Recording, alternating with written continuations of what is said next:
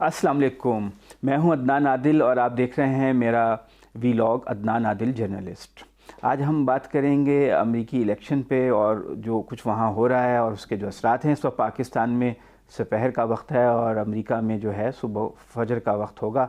Election 3 नवंबर को हुए थे, आज 5 नवंबर है, लेकिन अभी तक फाइनल रिज़ल्ट तो नहीं आया, मगर ज़्यादा चांसेस यही हैं कि डेमोक्रेट उम्मीदवार जो बाइडन जो हैं वो इलेक्शन जीत जाएंगे और तकरीबन जीत चुके हैं।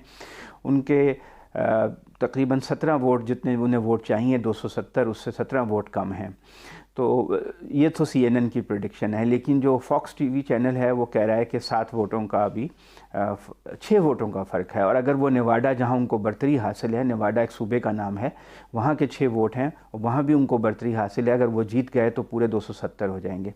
अब देखने की बात सिर्फ ये है कि क्या जो बाइडन और ट्रंप के दरमियान जो फ़र्क है वो ज़्यादा रहता है या कम रहता है। 5-6 रियासतों के रिज़ल्ट फ़ाइनल नहीं हुए हैं, जिसमें मिशिगन भी है, जिसमें पेंसिल्वेनिया भी है, जॉर्जिया भी है। तो अगर तो ट्रंप जो है वो उनको बर्तरी हासिल है इन तमाम रियासतों में, तीनों में, अगर तो वो जीत गए तो फिर ऐसा भी हो सकता है कि जो बाइडन जो हैं उनको 270 वोट मिले और ट्रंप को 268 मिले, यानी 268 और 270। तो सिर्फ 2 वोटों का फ़र्क होगा, जो कि बहुत मुख्तलिफ है उस बात से जो कि हमें सर्वे और पोल्स वाले बता रहे थे कि जो बाइडन जो हैं उनको वाज़े बर्तरी है और शायद लैंडस्लाइड कर जाएंगे, मगर वो सारे अंदाजे गलत साबित हुए। ट्रंप बड़े सख्त हरीफ साबित हुए हैं अब तक। अगर वो जॉर्जिया जो है वो भी जीत गए, जैसा कि आहिस्ता आहिस्ता वो उसको कैचअप कर रहे हैं बाइडन, तो फिर उनकी बर्तरी ज़रा ज़्यादा हो जाएगी। लेकिन एक बात ज़रूर है कि अमेरिकी कौम बिल्कुल तकसीम है, इससे पहले इतनी तकसीम नहीं थी, पोलराइज्ड है, ये एक मुत्तहिद कौम नहीं है। ट्रंप जो हैं उनका एक कल्ट है। ट्रंप को लोग अंडर एस्टिमेट कर रहे थे, क्योंकि ट्रंप जो हैं वो एक ऐसे शख्स हैं जो ख़ुद रिपब्लिकन पार्टी के तो उम्मीदवार हैं, लेकिन उसको भी खातिर में नहीं लाते। वो ख़ुद ही एक पार्टी हैं, अपने फ़ैसले ख़ुद करते हैं, रिपब्लिकन के जो सीनियर लीडर्स हैं उनकी बात भी नहीं सुनते हैं। तो ट्रंप के साथ एक बड़ा तबका है जो सफ़ेद फार्म लोग हैं, ख़ास तौर से ब्लू कॉलर वर्कर्स हैं, लोअर मिडिल क्लास के लोग हैं, वो ट्रंप को पसंद करते हैं। और अब तो उन्होंने फ्लोरिडा में जो लेटिनोज़ हैं उनमें भी इनरोड्स बना ली हैं, उसमें भी अपनी उन जो हामी हैं वो पैदा कर लिए हैं। तो जो अमेरिका का पढ़ा लिखा तालीम याफ्ता तबका जो ट्रंप को सख्त नापसंद करता है मुख्तलिफ़ वजूहात की बिना पे, वो उनको अंडर एस्टिमेट करता रहा। वो उससे कहीं ज़्यादा पॉपुलर साबित हुए जितना कि कहा जा रहा था। उसकी एक मिसाल ये भी है कि जो सदर का इलेक्शन हो रहा है, इसके साथ साथ सेनेट का इलेक्शन भी हो रहा है। तो सेनेट के इलेक्शन में डेमोक्रेट समझ रहे थे कि वो अक्सरियत हासिल कर लेंगे और जो रिपब्लिकन की अक्सरियत है वो ख़त्म हो जाएगी, मगर ऐसा नहीं हो सका और रिपब्लिकन की अक्सरियत ही जो है उसका ही इम्कान है। 2-3 रिज़ल्ट बाकी रह गए हैं, उनमें रिपब्लिकन को अक्सरियत हासिल है उन सीटों पर। तो वो जो उनका ख्वाब था कि हम सेनेट में भी अक्सरियत हासिल कर लेंगे, वो पूरा नहीं हुआ। अलबत्ता ये बात तकरीबन हतमी है अब कि जो बाइडन जो हैं वो अगले अमेरिकी सदर होंगे। तो ट्रंप जो हैं वो 30 साल के बाद ऐसा हो रहा है कि कोई सदर जो है वो दूसरी बार इलेक्ट नहीं हो सका। और ये कुछ, लेकिन ट्रंप इतने आसानी से हार मानने वाले नहीं हैं, वो फाइटर हैं। वो पहले ही कह चुके हैं कि वोटर्स के साथ फ्रॉड हो रहा है, क्योंकि असल बात यह है कि जो वोट 10 करोड़ से ज़्यादा वोट, यानी तकरीबन 11 करोड़ कह लीजिए, वोट तो पोस्टल बैलेट से डाल दिए गए थे इलेक्शन डे से पहले, 3 नवंबर से पहले। वो जब आए और पहुँचे और वो काउंट होना शुरू हुए, एक लंबा प्रोसीजर है, स्कैन होता है, फिर उसको टेबुलेट किया जाता है, उसमें टाइम लगता है। तो ट्रंप का दावा ये है कि बहुत से वोट जो हैं जो मुकर्ररा टाइम था उसके बाद भी रिसीव किए गए हैं। और 2-3 स्टेट्स ऐसी हैं अमेरिका के, यानी सूबे जिनको वो स्टेट्स कहते हैं, जहाँ पे उनकी पार्टी ने लॉ सूट फाइल कर दिए हैं, यानी मुकदमा कर दिया है कानूनी तौर पर और चैलेंज कर दिए हैं इलेक्शन रिजल्ट, जहाँ पे उनका मार्जिन कम है, यानी डेमोक्रेट के जीतने का मार्जिन कम है, जैसे विस्कॉन्सिन है या मिशिगन है। वहाँ पर वो कह रहे हैं कि ये जो धांधली हुई है, ये जो वोट बाद में आए हैं मुकर्ररा वक्त के बाद, उनको भी काउंट किया जा रहा है और हमारे जो पोलिंग एजेंट थे, जिनको वहाँ पे पोल रिप्रेजेंटेटिव्स कहा जाता है, उनको दाखिल नहीं होने दिया गया।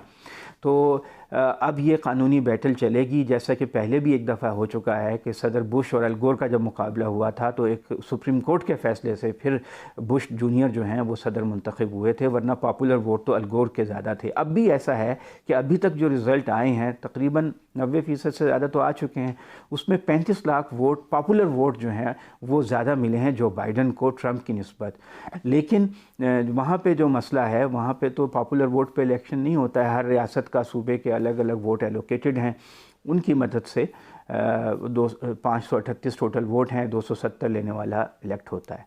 तो अब ये बात तकरीबन तय है कि बाइडन जो हैं वो सदर बन चुके हैं, चाहे वो कानूनी बैटल में भी जाएं, इस बात का इम्कान बहुत कम है कि ट्रंप जो हैं वो ये कानूनी बैटल भी जीत सकेंगे। बहरहाल कुछ अरसे वो गन डाल सकते हैं, एक रंगबाज से आदमी हैं, पाकिस्तान में जैसे कहते हैं लाहौर में कन टुट्टा, तो सदर जो हैं वो अमेरिका के कन टुट्टे टाइप आदमी हैं। लेकिन अब देखना हमें ये भी है कि बाइडन के आने से हम पे क्या असर पड़ेगा। जो बाइडन जो हैं उसके आने से पाकिस्तान को कदरे नुकसान होगा, क्योंकि वो अफ़गानिस्तान में अशरफ गनी की हुकूमत को फेवर करेंगे, और जो ट्रंप जितना जल्दी वहाँ से फ़ौजें निकाल रहे थे बाइडन उसमें डिले करेंगे। और अफ़गानिस्तान में जो तालिबान और उसका एक हो रहा था सदर अशरफ गनी के दरमियान मुआहदा हो गया था और मुफ़ाहमत हो रही थी, और ये कहा जा रहा था, ट्रंप चाह रहे थे कि इनकी मुश्तरका हुकूमत बन जाए, तो वो प्रोसेस स्लो हो जाएगा। जो बाइडन हैं, डेमोक्रेट्स हैं, वो अफ़गान तालिबान के बारे में इतना हमदर्दाना रवैया नहीं होगा, उनका अशरफ गनी की तरफ झुका होगा। अशरफ गनी जो हैं वो इंडिया के साथ हैं, तो अफ़गानिस्तान में इंडिया को फुट होल्ड मिले रहेगा, जिससे पाकिस्तान को नुकसान होगा। तो एक तो पाकिस्तान पे डायरेक्ट इम्पैक्ट ये होगा। बाकी जो इंडिया के साथ पॉलिसी है अमेरिका की, उसमें कोई ख़ास तब्दीली नहीं आएगी। जो सदर ओबामा थे वो भी यही चाहते थे कि इंडिया को इस्तेमाल किया जाए चाइना को महदूद करने के लिए, और ट्रंप भी यही चाहते थे। तो इंडिया जो है वो एक उनका करीबी इत्तेहादी है, पार्टनर है, वो उस तरह ही रहेगा। लेकिन ट्रंप ने पाकिस्तान को सेंट्रल एशिया में एक रोल दिया था, और अफ़गानिस्तान में वो उनके लिए हेल्पफुल थे, हमारे लिए मददगार थे, तो वो अब शायद सूरत हाल ना रहे। दूसरा जो इसका नुकसान होगा वो सऊदी अरब के बादशाह को होगा। मोहम्मद बिन सलमान के ट्रंप से ज़ाती बहुत अच्छे ताल्लुकात थे, और जो जमाल खाशकजी एक बड़े जर्नलिस्ट जो अमेरिका के बड़े करीबी थे, वो कत्ल कराए गए, और उसका इल्ज़ाम जो है मोहम्मद बिन सलमान पे था। ट्रंप ने उनको मोहम्मद बिन सलमान को बचाया, वरना अमेरिकी इस्टेब्लिशमेंट मोहम्मद बिन सलमान की फेवर में नहीं है, उनके ख़िलाफ़ है। मेरा ख़्याल है जो बाइडन के ताल्लुकात मोहम्मद बिन सलमान से अच्छे नहीं होंगे।